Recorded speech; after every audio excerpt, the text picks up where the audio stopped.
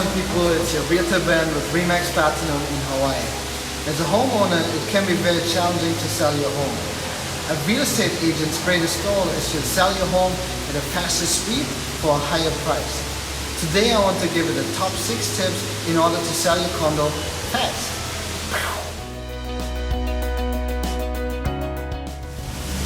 In my channel, I want to make real estate fun, entertaining, and provide you with some valuable information, as well as sharing the beauty of Hawaii with you guys. So smash that subscribe button and be notified by hitting the bell every time I bring out a new video.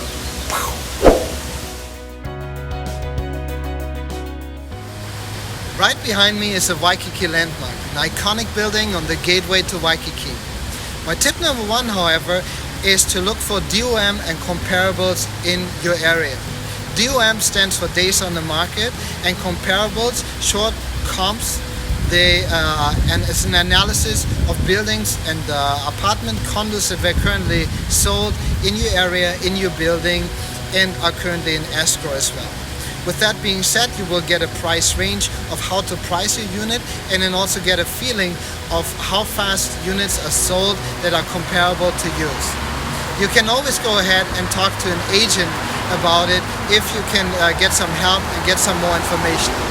But now you will be ready to start out your adventure to sell your home and have a better understanding of how many days your unit might be on the market and how long it should be. Right behind me is the Alua Waikiki, one of the luxury buildings built in 2010.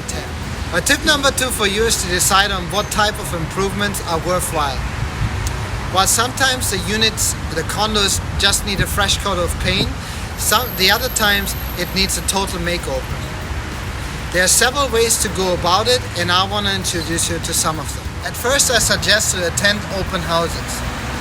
What you do now is you look for comparables. You go inside the unit and you put yourself in the shoes of a buyer. You will get a feeling of what kind of features are in the unit and how your unit looks like in comparison to it. Now you look for what units are in escrow, how they were sold, and then also you get a better feeling and understanding for it. Many times you can just walk around in your area and look for places by your building.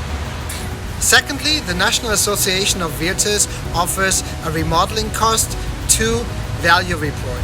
Here you can find out what is the average repair cost for the properties in comparison to buildings by your unit. It also will give you a better understanding on what makes more sense. So as you have a certain budget, you really want to make sure that you stay in the budget and make the most out of it. A kitchen remodel may have a lot higher recoup value than a bathroom, for example, may have. In other words, what I'm trying to say is that in some cases it makes more sense to renovate parts of your kitchen and to make improvements on the kitchen versus the bathroom in order to increase the value of your place. But then again, it really depends on the condo, the area, and a lot of more variables that are in there. Okay?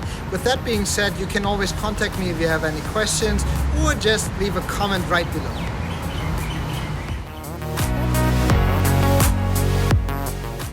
Welcome to Kapiolani Park. This is a great place to come with the family, come during the week or the weekends. Also, what I want to tell you is that right behind me is Diamond Head.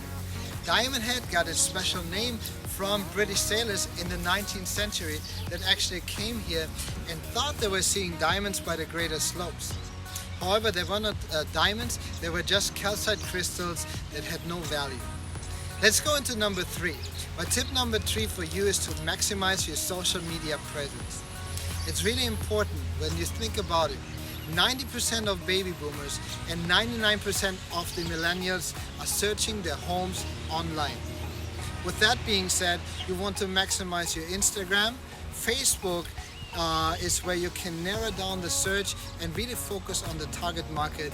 You can use YouTube to promote your listing and your condo, as well as Zillow and a lot of other platforms. With that being said, really make an analysis of what platforms make sense and where you can get the most effects out of it. Also, what might be an opportunity is when you work with a real estate agent, there's the MLS listing service, which you may have access to or may not. My tip number 3, focus on social media effective presentations. Alright guys, so here we are for my tip number 4, but before it is sunset time in Moana Beach Park, and I'm gonna be spending after this video my time enjoying that. Magic Island is my most favorite spot in the world to spend my time when I have free time. It's right here at Moana Beach Park, close to the Moana Shopping Center, right by Fort Rusi and Waikiki Beach. So it's super close to a lot of cool areas, but my tip number 4 is to save money of listing cost. What I mean by that is that in theory, by not having a real estate agent, it sounds very attractive to save 5 to 6% on your listing for the commission. That means about $10,000 to $20,000 on a $300,000 listing, for example, right? So it sounds very interesting and it sounds very appealing to do so. However, using an agent may make it faster for you and also come with a lot of benefits as well. Using a real estate agent doesn't necessarily mean that you have to spend 5 or 6% of your commission.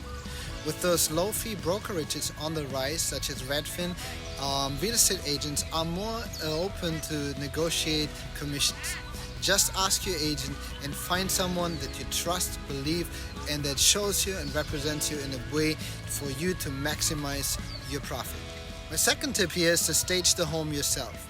According to Realtor.com, a staged home sells about 88% faster and 20% at a higher price. That's on average. But you can save even more by not using a professional stager, which would cost about $300 to $600 plus $500 to $600 in rent every month. So my recommendation is do it yourself or talk to your agent, because in many cases an agent may be experienced or know someone that can help to properly stage your home. Welcome to the heart of Waikiki. I'm on the 20th floor of the Ritz Carlton residence. Right behind me is Fort Rusi Beach Park, Waikiki Beach, the Kalakaua Hotel and Hilton Hawaiian Village, and I'm going to be going into point number 5. Let's dive right into it. Receiving an offer can be very exciting. My tip number 5, however, is to screen the buyer's clause once you receive that offer. At first I want to talk about acceptable to buyer prorations and closing adjustments. Talk to your real estate agent really thoroughly about the contract and what you would like to change and adjust in the counter offer. And next I would like you to think about to tighten the time frames on any buyer obligations in the contract. As longer as the contract will take, as more time it will take off from you to close, and maybe the deal won't go through.